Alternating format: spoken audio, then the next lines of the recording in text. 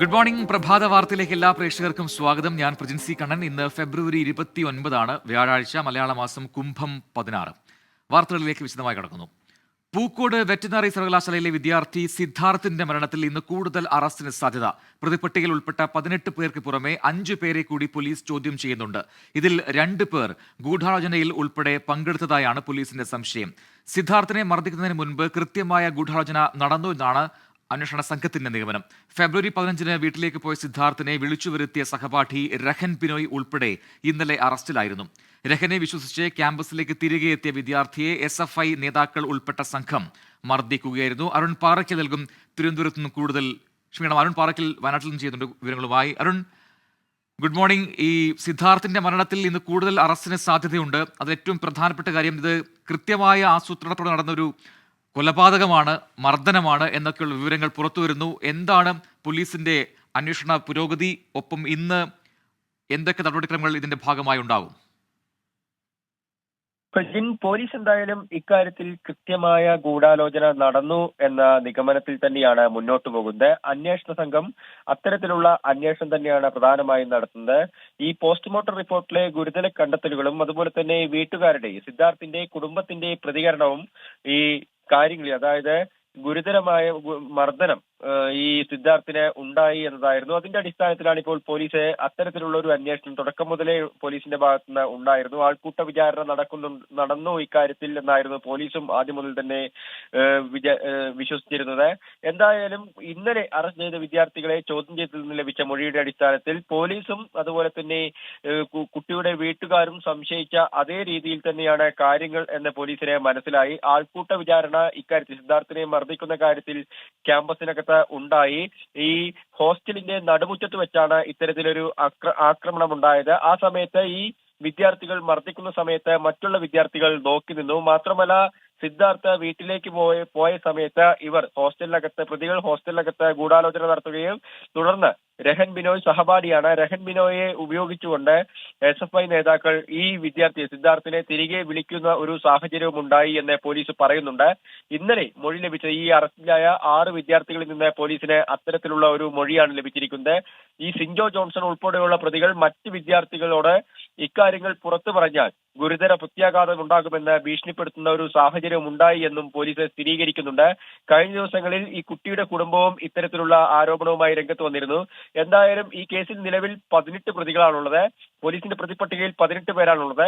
പക്ഷേ കൂടുതൽ വിദ്യാർത്ഥികളെ പോലീസ് ചോദ്യം ചെയ്യുന്നു എന്നുള്ളതാണ്. കൂടുതൽ പ്രതികൾ ഈ കേസിൽ ഉണ്ടാവുമെന്ന് പോലീസും സ്ഥിരീകരിക്കുന്നുണ്ട്. 25ഓളം പ്രതികൾ ഉണ്ടാവുമെന്നാണ് പോലീസ് നിലവിൽ പറയുന്നത്. കൂടുതൽ പേരെ ചോദ്യം ചെയ്തു വരികയാണ്. അവരിൽ നിന്ന് കൃത്യമായ മൊഴി ലഭിച്ചു കഴിഞ്ഞാൽ, അവർക്ക് ഈ കേസുമായി ബന്ധപ്പെട്ട് പങ്കുണ്ടെന്ന് സ്ഥിരീകരിച്ചു കഴിഞ്ഞാൽ അറസ്റ്റ് ഉണ്ടാകുമെന്നും പോലീസ് പറയുന്നുണ്ട്. എന്തായാലും 2 പേരെ പോലീസ് ഉറപ്പിച്ചു പറയുന്നു. 2 പേർക്ക് ഈ കൃത്യത്തിൽ നേരിട്ട് പങ്കുണ്ട് എന്ന് പോലീസ് സംശയിക്കുന്നുണ്ട്. അതിന്റെ അടിസ്ഥാനത്തിലാണ് ഇപ്പോൾ ചോദ്യം ചെയ്യലും തുടർന്നുള്ള നടപടിക്രമങ്ങളും ഒക്കെ നടക്കുന്നത്. ഇന്നെന്തായാലും കൂടുതൽ അറസ്റ്റ് ഉണ്ടാകുമെന്ന് നമുക്ക് വിശ്വസിക്കാം. പ്രജിൻ, അരുൺ, ഈ കൃത്യമായ വലിയ ആസൂത്രണം ഇതിലുണ്ടായിട്ടുണ്ട്. ഇത്രമാത്രം ആളുകൾ പ്രതിപട്ടികയിൽ വരുന്നു, അതൊക്കെ ഇതിന്റെ ഗൗരവ സ്വഭാവം വ്യക്തമാക്കുന്നുണ്ട്. അപ്പോൾ ഈ മർദ്ദനത്തിന് കാരണമായ സാഹചര്യം എന്താണ് എന്നുകൂടി പോലീസ് കൃത്യമായി പരിശോധിക്കുന്നുണ്ടോ? പ്രജിൻ, ഈ മർദ്ദനത്തിന് കാരണമായ കാര്യം ഒരു പെൺകുട്ടിയുമായി ബന്ധപ്പെട്ട വിഷയമാണെന്നാണ് ഈ പ്രതികൾ പോലീസിന് മൊഴി നൽകിയിരിക്കുന്നത്. എന്നാൽ പോലീസ് അക്കാര്യത്തിൽ ഒരു അന്തിമമായ സ്ഥിരീകരണം നൽകുന്നില്ല. കാരണം അത്തരത്തിലുള്ള മൊഴികളോ അല്ലെങ്കിൽ പെൺകുട്ടിയുടെ ഏതെങ്കിലും രീതിയിലുള്ള പരാതികളോ പോലീസിന് ലഭിച്ചിട്ടില്ലെന്ന് ഡിവൈഎസ്പി കഴിഞ്ഞ ദിവസം വ്യക്തമാക്കി. ഈ പ്രതികൾ, അതായത് അറസ്റ്റിലായ പ്രതികൾ നൽകിയ മൊഴി പൂർണ്ണമായും വിശ്വസിക്കാൻ എന്തായാലും പോലീസ് തയ്യാറായിട്ടില്ല. പക്ഷേ ഈ ആൾക്കൂട്ട വിചാരണ ഈ ക്യാമ്പസിനകത്ത് നടന്നു. ഇത്തരത്തിലുള്ള ആൾക്കൂട്ട വിചാരണ ഇതിന്റെ മുൻപും നടന്നിട്ടുണ്ട്. മുൻപും മറ്റ് വിദ്യാർത്ഥികളെയും ഇങ്ങനെ മർദ്ദിച്ചിട്ടുണ്ട് എന്ന കാര്യങ്ങളൊക്കെ തന്നെ പോലീസ് സ്ഥിരീകരിക്കുന്നുണ്ട്. എന്തായാലും കൃത്യമായ അന്വേഷണം ഈ കാര്യത്തിൽ ഉണ്ടാവുന്നു എന്നുള്ളതാണ്. ഒപ്പം ഇന്ന് പ്രതിപക്ഷ വിദ്യാർത്ഥി സംഘടനകൾ ABVP-യും KSU-വും വെറ്റിനറി സർവകലാശാലയ്ക്ക് മുൻപിൽ ഉപവാസ സമരവും ആരംഭിക്കും. പ്രജിൻ, അരുൺ പാറയ്ക്കലാണ് വിശദാംശങ്ങൾ നൽകിയത്. മറ്റു വാർത്തകളിലേക്ക്. സർക്കാർ ഗവർണർ പോര് രൂക്ഷമായി തുടരുന്നതിനിടെ ലോകായുക്ത നിയമ ഭേദഗതി ബില്ലിന് രാഷ്ട്രപതി അനുമതി നൽകിയത് സർക്കാരിന് നേട്ടമായി. ലോകായുക്ത വിധി മന്ത്രിമാർക്കെതിരാണെങ്കിൽ മുഖ്യമന്ത്രിക്കും, മുഖ്യമന്ത്രിക്കെതിരാണെങ്കിൽ നിയമസഭയ്ക്കും അപ്പീൽ പരിഗണിക്കാം എന്നതാണ് ഭേദഗതി. ലോകായുക്തയുടെ അധികാരങ്ങൾ വെട്ടിക്കുറയ്ക്കുന്ന നിയമ ഭേദഗതി ഭരണഘടനാ വിരുദ്ധം എന്നായിരുന്നു ഗവർണറുടെ വാദം.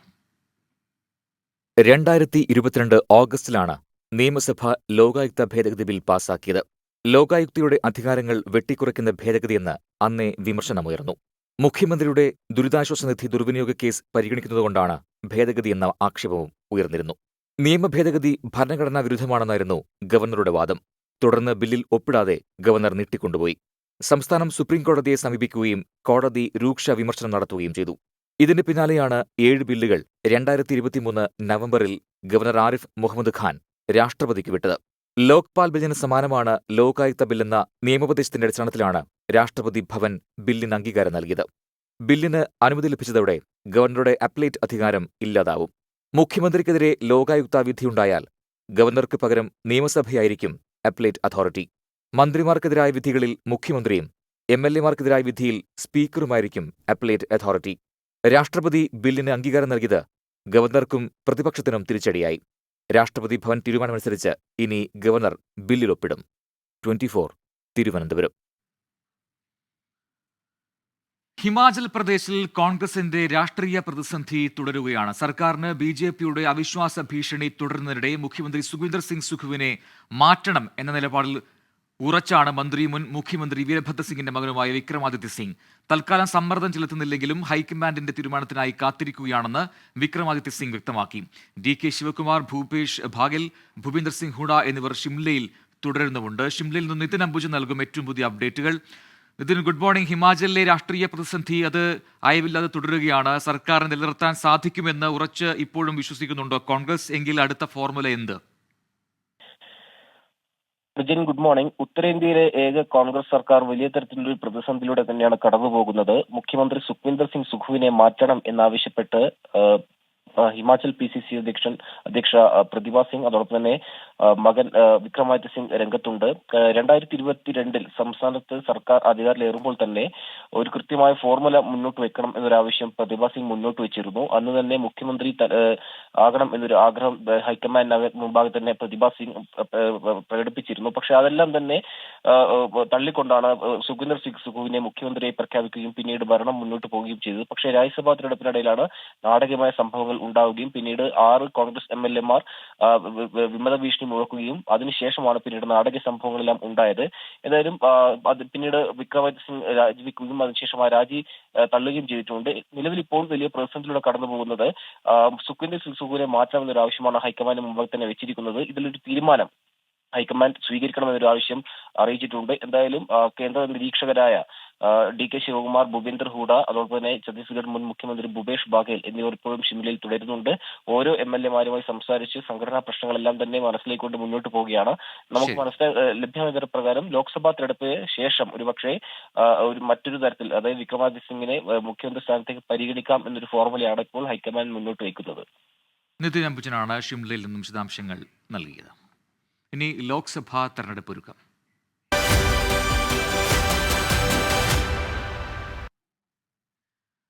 BJPയുടെ കേന്ദ്ര തെരഞ്ഞെടുപ്പ് സമിതി പാർലമെന്ററി ബോർഡ് യോഗങ്ങൾ ഇന്ന് ഡൽഹിയിൽ ചേരും. പ്രധാനമന്ത്രി നരേന്ദ്രമോദിയുടെ അധ്യക്ഷതയിലാണ് യോഗം ചേരുക. ആദ്യഘട്ട സ്ഥാനാർത്ഥി പട്ടികയ്ക്ക് യോഗം അംഗീകാരം നൽകും. പ്രധാനമന്ത്രി നരേന്ദ്രമോദി, കേന്ദ്ര ആഭ്യന്തരമന്ത്രി അമിത്ഷാ ഉൾപ്പെടെ 100 സ്ഥാനാർത്ഥികളുടെ പേരുകൾ പട്ടികയിലുണ്ടാകും. കേരളത്തിലെ തൃശൂർ, തിരുവനന്തപുരം അടക്കം പ്രധാന മണ്ഡലങ്ങളിലെ സ്ഥാനാർത്ഥികളെയും ആദ്യഘട്ടത്തിൽ നിശ്ചയിച്ചേക്കും. കോൺഗ്രസിലെ സ്ഥാനാർത്ഥി നിർണയ ചർച്ചകളുടെ ഭാഗമായി ഇന്ന് സ്ക്രീനിംഗ് കമ്മിറ്റി യോഗം ചേരും. കേരളത്തിന്റെ ചുമതലയുള്ള AICC general secretary Deepdas Munshi, screening committee അംഗങ്ങളായ ഹരീഷ് ചൌധരി, വിശ്വജിത്ത് കദം എന്നിവർ പങ്കെടുക്കും. സംസ്ഥാന നേതൃത്വത്തിന്റെ പ്രാഥമിക ചർച്ചകൾ ഇന്നലെ രാത്രി വൈകിയും തിരുവനന്തപുരത്ത് നടന്നു. ദേശീയ നേതാവിനെ തന്നെ ജില്ലയിൽ കളത്തിലിറക്കിയതിന്റെ ആവേശത്തിലാണ് CPI. സ്ഥാനാർത്ഥി പ്രഖ്യാപനത്തിന് മുന്നേ തുടങ്ങിയ തെരഞ്ഞെടുപ്പ് പ്രവർത്തനത്തിന് ആനി രാജ കേരളത്തിലെത്തുന്നതോടെ വേഗത കൂടും. നാളെ മണ്ഡലത്തിൽ സ്ഥാനാർത്ഥി പര്യടനം ആരംഭിക്കും. രാവിലെ മാനന്തവാടിയിലും തുടർന്ന് സുൽത്താൻ ബത്തേരിയിലുമാകും റോഡ് ഷോ. കേരളത്തിന് അഭിമാനമാണ്, ഇന്ത്യക്ക് അഭിമാനമാകുന്ന ഒരു വനിതാ സ്ഥാനാർത്ഥിയാണ് CPI പ്രാവശ്യം മത്സരരംഗത്ത് കൊണ്ടുവന്നിരിക്കുന്നത്. അതുകൊണ്ട് എത്ര വലിയ എതിരാളിയാണെങ്കിലും അത് ഇടതുപക്ഷ ജനാധിപത്യ മുന്നണിയെ സംബന്ധിച്ചിടത്തോളം ഒരു വിഷയമായി തോന്നുന്നില്ല. മണിപ്പൂർ കലാപം പോലുള്ള ദേശീയ വിഷയങ്ങളിൽ ആനി രാജ കൈക്കൊണ്ട നിലപാട് മണ്ഡലത്തിൽ ചർച്ചയാകും. ജില്ലയിലെ ക്രൈസ്തവ വോട്ടുകൾ ഇക്കാര്യത്തിൽ അനുകൂലമാകുമെന്നാണ് LDFന്റെ പ്രതീക്ഷ. വന്യമൃഗശല്യം ഉൾപ്പെടെയുള്ള പ്രശ്നങ്ങളുണ്ടായപ്പോൾ രാഹുൽ ഗാന്ധി MP-യുടെ അഭാവം LDF പ്രചരണ വിഷയമാക്കും. രാഹുൽ ഗാന്ധിക്ക് പകരം സംസ്ഥാന നേതൃത്വത്തിൽ നിന്ന് ആരെങ്കിലും UDFന് വേണ്ടി കളത്തിലിറങ്ങിയാൽ ഉണ്ടാകാനിടയുള്ള ഗ്രൂപ്പ് പോര് ആനി രാജയുടെ ഭൂരിപക്ഷം വർദ്ധിപ്പിക്കുമെന്നും CPI നേതൃത്വം കണക്കുകൂട്ടുന്നു. 24 വയനാട്. ഇലക്ഷൻ പ്രചാരണത്തിനായി വയനാട് ലോക്സഭാ മണ്ഡലം LDF സ്ഥാനാർത്ഥി ആനിരാജ ഇന്ന് കേരളത്തിലെത്തുന്നുണ്ട്. കരിപ്പൂരിൽ നിന്ന് കണ്ണൂരിലേക്ക് പോകുന്ന ആനിരാജ നാളെയാണ് വയനാട്ടിൽ പ്രചാരണം ആരംഭിക്കുക. ആ റിപ്പോർട്ടാണ് ഇപ്പോൾ പ്രേക്ഷകർ കണ്ടത്. ഈ നേരത്തെ പൂർത്തിയാക്കാൻ കഴിയാതെ പോയ റിപ്പോർട്ടിലേക്കാണ്. കോൺഗ്രസിന്റെ സ്ക്രീനിംഗ് കമ്മിറ്റി യോഗം ഇന്നാണ്. നിർണായകമായ സ്ഥാനാർത്ഥി നിർണയ ചർച്ചകൾ ഇന്ന് യോഗത്തിൽ നടക്കും. സിറ്റിംഗ് എംപിമാരിൽ ആരെയും മാറ്റേണ്ടതില്ലെന്നാണ് സംസ്ഥാന നേതൃത്വത്തിന്റെ നിലപാട്. വയനാട്ടിലും കണ്ണൂരിലുമായിരുന്നു നേരത്തെ അനിശ്ചിതത്വം നിന്നിരുന്നത്. ഇതിൽ കണ്ണൂരിൽ മത്സരിക്കാൻ KPCC അധ്യക്ഷൻ K. സുധാകരൻ സന്നദ്ധത പ്രകടിപ്പിച്ചു കഴിഞ്ഞു. ഇതോടെ രാഹുൽ ഗാന്ധി MP-യായ വയനാട്, കഴിഞ്ഞ തവണ നഷ്ടപ്പെട്ട ആലപ്പുഴ എന്നിവിടങ്ങളിൽ മാത്രമായി ആശയക്കുഴപ്പം. രാഹുൽ ഗാന്ധി മത്സരിക്കുന്നില്ലെങ്കിൽ വയനാട് സീറ്റ് മുസ്ലിം പ്രാതിനിധ്യം ഉറപ്പിക്കാനായി മാറ്റിവെക്കണമെന്നാണ് സംസ്ഥാന നേതൃത്വത്തിന്റെ നിലപാട്. നിലവിലെ സാഹചര്യത്തിൽ KP നൌഷാദ് അലിക്കാണ് മുൻതൂക്കം. PM നിയാസ്, ആര്യാടൻ ഷൌക്കത്ത് എന്നിവരും സജീവ പരിഗണനയിലുണ്ട്. ഇങ്ങനെ വന്നാൽ ആലപ്പുഴയിൽ സംസ്ഥാന നേതൃത്വം ആഗ്രഹിക്കുന്നത് സംഘടനാ ജനറൽ സെക്രട്ടറി KC വേണുഗോപാൽ വരണമെന്നാണ്. എന്നാൽ നിലവിൽ അദ്ദേഹത്തിന്റെ രാജസ്ഥാനിൽ നിന്നുള്ള രാജ്യസഭാ സീറ്റ് നഷ്ടമാകുമെന്ന ഭയം കോൺഗ്രസിനെ അലട്ടുന്നുണ്ട്. അതിനാൽ ചർച്ചകൾ യൂത്ത് കോൺഗ്രസ് സംസ്ഥാന അധ്യക്ഷൻ രാഹുൽ മാങ്കൂട്ടത്തിലേക്ക് നീങ്ങാനാണ് സാധ്യത. ഇനി രാഹുൽ ഗാന്ധി വയനാട്ടിൽ മത്സരിച്ചാൽ കാര്യങ്ങൾ ആകെ മാറും. ആലപ്പുഴ മുസ്ലിം പ്രാതിനിധ്യത്തിനായി മാറ്റിവെക്കേണ്ടിവരും. UDF convener MM Hasan, AA Shukkoor, Shanimol Usman എന്നിവരിലൊരാളാവും സ്ഥാനാർത്ഥി. ഈ പ്രശ്നം പരിഹരിച്ച് മാർച്ച് 2-നുള്ളിൽ കേന്ദ്ര തെരഞ്ഞെടുപ്പ് അതോറിറ്റി ചേർന്ന് സ്ഥാനാർത്ഥികളെ ഡൽഹിയിൽ പ്രഖ്യാപിക്കും. 24 തിരുവനന്തപുരം. Welcome back. പ്രഭാത വാർത്ത തുടരുന്നു. ഉത്തർപ്രദേശിലെ ഖനന അഴിമതി കേസിൽ സമാജ്വാദി പാർട്ടി അധ്യക്ഷൻ അഖിലേഷ് യാദവ് ഇന്ന് CBIക്ക് മുൻപിൽ ഹാജരായേക്കും. കേസിൽ മൊഴി രേഖപ്പെടുത്തുന്നതിനായി ഇന്നലെ CBI അഖിലേഷ് യാദവിന് സമൻസ് നൽകിയിരുന്നു. 2012-നും 2016-നും ഇടയിൽ ഹമീർപൂരിൽ ചെറുകിട ധാതുക്കളുടെ ഖനനത്തിന് സർക്കാർ അനധികൃതമായി അനുമതി നൽകിയെന്നാണ് ആരോപണം. അലഹബാദ് ഹൈക്കോടതിയുടെ നിർദ്ദേശത്തെ തുടർന്നാണ് CBI കേസെടുത്തത്. 2012 മുതൽ 2013 ജൂൺ വരെ അഖിലേഷ് യാദവ് ഖനന വകുപ്പ് കൈകാര്യം ചെയ്തതിന്റെ അടിസ്ഥാനത്തിലാണ് മൊഴി രേഖപ്പെടുന്നത്. ഈ കേസിൽ EDയും അന്വേഷണം നടത്തിവരുന്നുണ്ട്. ആദായ നികുതി വകുപ്പിന്റെ തുടർച്ചയായ നോട്ടീസുകൾക്കെതിരെ ബിനോയ് കോടിയേരി നൽകിയ ഹർജി ഹൈക്കോടതി ഇന്ന് പരിഗണിക്കും. കേന്ദ്ര സർക്കാർ നിലപാട് വ്യക്തമാക്കും. ബാങ്ക് അക്കൗണ്ട് വിശദാംശങ്ങളും ഹോംസ് ജനറൽ ട്രേഡിംഗ് ലിമിറ്റഡുമായുള്ള സാമ്പത്തിക ഇടപാടുകളുടെ രേഖകളും ഹാജരാക്കണമെന്നാണ് ആദായ നികുതി വകുപ്പിന് ആവശ്യം. ഇത് ചോദ്യം ചെയ്ത് ബിനോയ് കോടിയേരി നൽകിയ ഹർജിയിലാണ് ജസ്റ്റിസ് ദിനേശ് കുമാർ സിംഗ് കേന്ദ്രത്തോട് വിശദീകരണം തേടിയത്. നോട്ടീസിൽ പറയുന്ന ഹോംസ് ലിമിറ്റഡുമായി തനിക്ക് ബിസിനസ് ബന്ധങ്ങളില്ലെന്നും മുൻകാല നികുതി റിട്ടേണുകൾ റീ ഓപ്പൺ ചെയ്യാൻ നിയമമില്ലെന്നും ബിനോയ് കോടിയേരി ഹർജിയിൽ പറയുന്നു. കോഴിക്കോട് കൊയിലാണ്ടിയിൽ CPIM ലോക്കൽ കമ്മിറ്റി സെക്രട്ടറിയെ വെട്ടിക്കൊലപ്പെടുത്തിയ കേസിൽ പോലീസ് കസ്റ്റഡിയിലുള്ള പ്രതിയെ ഇന്ന് വിശദമായി ചോദ്യം ചെയ്യും. പ്രതിയെ 6 ദിവസത്തേക്കാണ് പോലീസ് കസ്റ്റഡിയിൽ ലഭിച്ചത്. കൊലപാതകത്തിനായി ക്ഷേത്രം തിരഞ്ഞെടുക്കാനുള്ള കാരണം, കൊലയ്ക്ക് മറ്റാരുടെയെങ്കിലും സഹായം ലഭിച്ചോ എന്നതടക്കമുള്ള കാര്യങ്ങളാണ് പോലീസ് ചോദിച്ചറിയുക. ഇതിനുശേഷം പ്രതിയെ കൃത്യനട സ്ഥലത്തെത്തിച്ച് തെളിവെടുക്കും. കോഴിക്കോട് റൂറൽ SP-യുടെ നേതൃത്വത്തിലുള്ള 14-അംഗ സംഘമാണ് കേസ് അന്വേഷിക്കുന്നത്. സംസ്ഥാനത്ത് 12 ജില്ലകളിൽ അടുത്ത 2 ദിവസം കൂടി ചൂട് കണക്കാൻ സാധ്യത. കൊല്ലം, ആലപ്പുഴ, കോട്ടയം, തിരുവനന്തപുരം, പത്തനംതിട്ട, എറണാകുളം, കണ്ണൂർ, കാസർഗോഡ്, തൃശൂർ, പാലക്കാട്, മലപ്പുറം, കോഴിക്കോട് ജില്ലകളിൽ താപനില സാധാരണയേക്കാൾ 2 മുതൽ 4 ഡിഗ്രി സെൽഷ്യസ് വരെ വർദ്ധിക്കാൻ സാധ്യതയുണ്ട്. പൊതുജനങ്ങൾ ജാഗ്രത പാലിക്കണമെന്ന് സംസ്ഥാന ദുരന്ത നിവാരണ അതോറിറ്റി നിർദ്ദേശിച്ചു. കാട്ടുതീ വ്യാപിക്കാനുള്ള സാധ്യതകളുള്ളതിനാൽ വനമേഖലയോട് ചേർന്ന് താമസിക്കുന്നവരും ടൂറിസ്റ്റുകളും ജാഗ്രത പാലിക്കണം. ഇന്ത്യയിൽ ഈ വർഷം ഏറ്റവുമധികം വേതന വർധനയുണ്ടാകാൻ പോകുന്നത് 3 മേഖലകളിലാണ്. ഓട്ടോമൊബൈൽ, നിർമ്മാണം, ലൈഫ് സയൻസസ് രംഗങ്ങളാണ് അത്. HR കൺസൾട്ടിംഗ് സ്ഥാപനമായ മെഴ്സറിന്റെ റിപ്പോർട്ടിലാണ് ഈ കാര്യം സൂചിപ്പിക്കുന്നത്. HR കൺസൾട്ടിംഗ് സ്ഥാപനമായ മെഴ്സർ നടത്തിയ പഠനപ്രകാരം ഈ വർഷം ഇന്ത്യയിൽ ഏറ്റവുമധികം വേതന വർധന ലഭിക്കാൻ പോകുന്നത് ഓട്ടോമൊബൈൽ രംഗത്തും മാനുഫാക്ചറിംഗ് രംഗത്തും ലൈഫ് സയൻസസ് രംഗത്തും പ്രവർത്തിക്കുന്ന ജീവനക്കാർക്കാണ്. ഈ മേഖലകളെല്ലാം തന്നെ ആർട്ടിഫിഷ്യൽ ഇന്റലിജൻസിലും ഓട്ടോമേഷനിലും ശ്രദ്ധ കേന്ദ്രീകരിക്കുന്നതിനാൽ അവർ വളർച്ചയുടെ പുതിയ ഘട്ടത്തിലെത്തിയിരിക്കുന്നുവെന്നും കൂടുതൽ കാര്യശേഷിയുള്ള ജീവനക്കാരെ അവർക്ക് ആവശ്യമായി വരുമെന്നുമാണ് മേഴ്സർ പറയുന്നത്. 1474 കമ്പനികളിലെ 6000-ലധികം തൊഴിൽ റോളുകൾ പരിശോധിച്ചാണ് മേഴ്സർ ടോട്ടൽ റെമ്യൂണറേഷൻ സർവേയിലെ കണ്ടെത്തലുകൾ. വിവിധ മേഖലകളിൽ 2023 ശമ്പള വർധന ശരാശരി 9.5% 2024 അത് 10% ഉയരുമെന്നാണ് മേഴ്സറിന്റെ കണ്ടെത്തൽ. ആർട്ടിഫിഷ്യൽ ഇന്റലിജൻസിലും ഡാറ്റാ സയൻസിലും വൈദഗ്ധ്യമുള്ള ജീവനക്കാരാകും സമീപഭാവിയിൽ ഇന്ത്യയിലെ വ്യവസായ സ്ഥാപനങ്ങൾക്ക് ഏറ്റവും ആവശ്യമുള്ളവരെന്നും സർവേ പ്രവചിക്കുന്നു. വിവിധ സ്ഥാപനങ്ങളിൽ നിന്ന് കൊഴിഞ്ഞുപോകുന്ന ജീവനക്കാരുടെ നിരക്കിലും വർധനമുണ്ടായിട്ടുണ്ട്. 2021 12.1% കൊഴിഞ്ഞുപോക്കെങ്കിൽ 2022 അത് 13.5% വർദ്ധിച്ചു. Research desk 24. സൗദി പ്രോ ലീഗിൽ ജയം തുടരാൻ ക്രിസ്ത്യാനോ റൊണാൾഡോയുടെ അൽ നസർ ഇന്നിറങ്ങും. രാത്രി 10:30 നടക്കുന്ന മത്സരത്തിൽ അൽ ഹസമാണ് എതിരാളികൾ. പോയിന്റ് പട്ടികയിൽ അൽ നസർ 2ാം സ്ഥാനത്തും അൽ ഹസം അവസാന സ്ഥാനക്കാരുമാണ്. വനിതാ പ്രീമിയർ ലീഗിൽ നിലവിലെ ചാമ്പ്യന്മാരായ മുംബൈ ഇന്ത്യൻസിന് ആദ്യ തോൽവി. UP വാരിയേഴ്സ് ആണ് 7 വിക്കറ്റിന് മുംബൈയെ തോൽപ്പിച്ചത്. 162 റൺസ് വിജയലക്ഷ്യം 21 പന്ത് ബാക്കി നിൽക്കെ UP മറികടന്നു. 51 റൺസ് എടുത്ത കിരൺ ആണ് UPയുടെ വിജയശില്പി. സീസണിലെ UPയുടെ ആദ്യ ജയമാണിത്. മറ്റൊരു റിപ്പോർട്ടിലേക്ക്. ടൂറിസം മേഖലയിലെ അപൂർവ നേട്ടത്തിന് സൗദിയെ പ്രശംസിച്ച് UN ടൂറിസം ഏജൻസി. 10 കോടി ടൂറിസ്റ്റുകൾ എന്ന ലക്ഷ്യം 7 വർഷം മുമ്പേ സൗദി കൈവരിച്ചതായി സമിതി വിലയിരുത്തി. 2030 ആകുമ്പോഴേക്കും ഏറ്റവും കൂടുതൽ പേർക്ക് ജോലി നൽകുന്ന 2ാമത്തെ മേഖലയായി ടൂറിസം മാറും.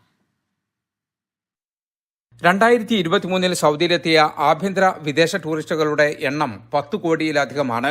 ഇത്രയും വിനോദസഞ്ചാരികളെ 2030 ആകുമ്പോഴേക്കും സൗദിയിലെത്തിക്കുക എന്നതായിരുന്നു ടൂറിസം മന്ത്രാലയത്തിന്റെ ലക്ഷ്യം. 7 വർഷം മുമ്പ് തന്നെ ലക്ഷ്യം മറികടന്നത് അപൂർവ നേട്ടമാണെന്ന് ലോക ടൂറിസം സംഘടന ചൂണ്ടിക്കാട്ടി.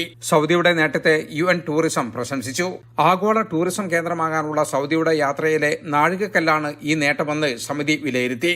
27 ദശലക്ഷത്തിലേറെ അന്താരാഷ്ട്ര ടൂറിസ്റ്റുകളും 79 ദശലക്ഷത്തിലധികം ആഭ്യന്തര ടൂറിസ്റ്റുകളുമാണ് കഴിഞ്ഞ വർഷം സന്ദർശിച്ചത്.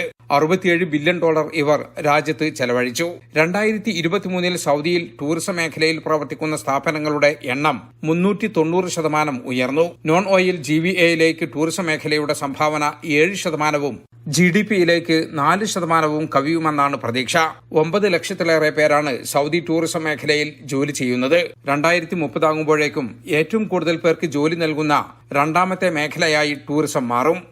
ജലീൽ കണ്ണമംഗലം, 24 ജിദ്ദ. ഇനി ഇപ്പോൾ കിട്ടിയ പ്രധാന വാർത്തകൾ. റഷ്യൻ മുൻ പ്രതിപക്ഷ നേതാവ് അലക്സി നവൽനിയുടെ സംസ്കാരം നാളെ. സംസ്കാര ചടങ്ങുകൾ തെക്കൻ മോസ്കോയിലെ ദേവാലയത്തിൽ. സുരക്ഷ ആവശ്യപ്പെട്ട് നവൽനിയുടെ ഭാര്യ. ഇസ്രായേലിനെതിരെ വീണ്ടും അമേരിക്ക. വെസ്റ്റ് ബാങ്കിൽ കുടിയേറ്റം വ്യാപിപ്പിക്കാനുള്ള നീക്കം അന്താരാഷ്ട്ര നിയമങ്ങളുടെ ലംഘനമെന്ന് ബൈഡൻ ഭരണകൂടം. ലോക്സഭാ തെരഞ്ഞെടുപ്പിൽ കാസർഗോട്ട് ഇത്തവണയും പെരിയ ഇരട്ടക്കൊലക്കേസ് മുഖ്യ ചർച്ചാ വിഷയമാകുമെന്ന് രാജ്മോഹൻ ഉണ്ണിത്താൻ MP. തെരഞ്ഞെടുപ്പിന് മുമ്പ് വിധി വന്നാൽ കേരളമാകെ ചർച്ചയാകും. കേസിൽ CPIMന്റെ പങ്കില്ലെന്ന വാദം ജനങ്ങൾ വിശ്വസിക്കില്ലെന്നും രാജ്മോഹൻ ഉണ്ണിത്താൻ 24നോട്. പ്രഭാത വാർത്ത പൂർത്തിയാവുകയാണ്. ലോകത്തെവിടെയായാലും ഏത് സമയത്തും 24 വാർത്തകളും ഓഗ്മെന്റഡ് റിയാലിറ്റി പാക്കേജുകളും എക്സ്പ്ലെയിനറുകളും വിശദമായി കാണാൻ ഞങ്ങളുടെ YouTube ചാനൽ നിങ്ങൾക്ക് സബ്സ്ക്രൈബ് ചെയ്യാം.